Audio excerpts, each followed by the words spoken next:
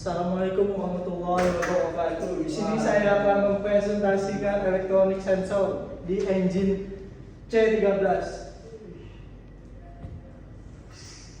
Oke, sebelumnya perkenalkan, nama saya Muhammad David Davidi. NIM saya B03032140. Jurusan Teknik Mesin Alat Berat B. Dengan dosen Pak Darmansyah. Elektronik sensor.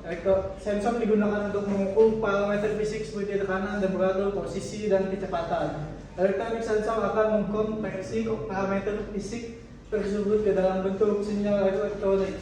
Besarnya sinyal elektronik yang dihasilkan proporsional terhadap parameter diukur secara garis besar. Terdapat dua jenis sensor, yaitu aktif sensor, mempunyai sirkuit atau otak di dalam sensor. Sensor tersebut membutuhkan power dari ECM untuk berfungsi sebagai mestinya untuk melakukan pemeriksaan terhadap sensor aktif.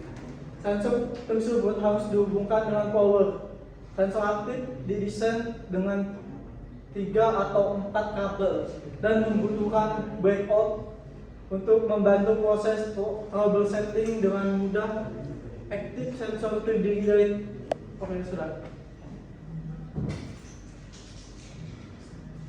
Sini ada gambar sensor aktif dan sensor pasif.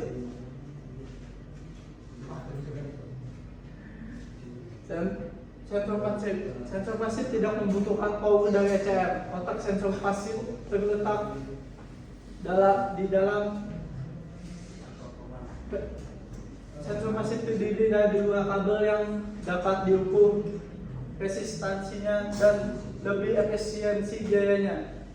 Pasif sensor hanya memiliki 2 kabel. Prinsip kerjanya adalah perubahan tahanan setiap kerja temperatur. ECM akan menentukan kondisi sensor open atau short. Jika short, maka nilai tahanan yang diukur akan mendekati 0. Jika open, maka nilai tahanan yang diukur sangat tinggi, tidak terhingga. Sini saya akan menjelaskan elektronik sensor pada engine C13.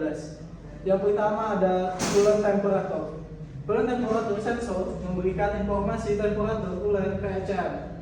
Aktif coolant temperature sensor pada engine 2 mendapat tegangan supply 5 VDC. Dibuat dengan bodi kuningan yang kokoh agar tidak mudah bermasalah. Coolant temperature sensor memberikan signal temperatur menuju ECM yang berguna bagi ECM untuk mengaktifkan fungsi berikut ini. 1. Caterpillar monitoring system coolant temperature display. 2. ET coolant temperature display. 3. Head coolant temperature evaluation. 4. Engine warning atau derate. 5. Demand control valve. 6. Air intake heater dan heater air operation. Nomor 2 adalah temperatur sensor air intake manifold. Sensor ini mempunyai fungsi memberikan informasi temperatur udara untuk menggunakan tanda peringatan untuk mencegah temperatur intake yang terlalu tinggi karena dapat merusak engine. Temperatur udara masuk yang tinggi akan membuat temperatur exhaust menjadi sangat tinggi yang dapat menyebabkan kerusakan pada komponen exhaust sistem seperti turbocharger atau pump. Nomor 3 ada fuel pressure dan temperatur fuel pressure.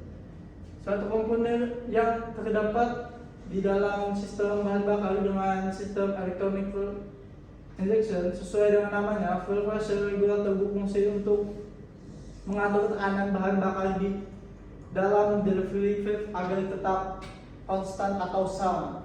Fuel temperature sensor ini berfungsi untuk mengukur suhu bahan bakar yang lewat melalui fuel line. Data ini diperlukan karena suhu bahan bakar sangat mempengaruhi kinerja mesin.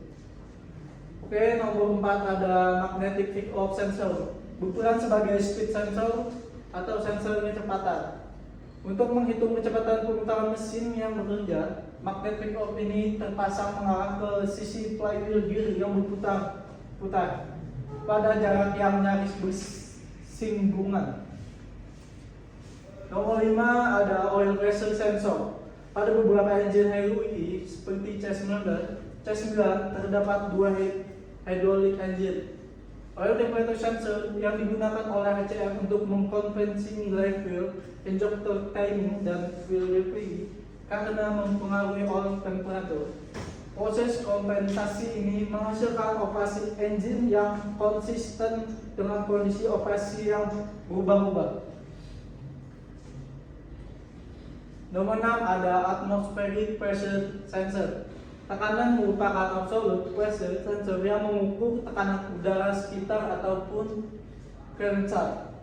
Atmospheric pressure sensor memiliki 4 fungsi utama, yaitu atmospheric altitude compression maksimum derajat 24 derajat jika dilengkapi.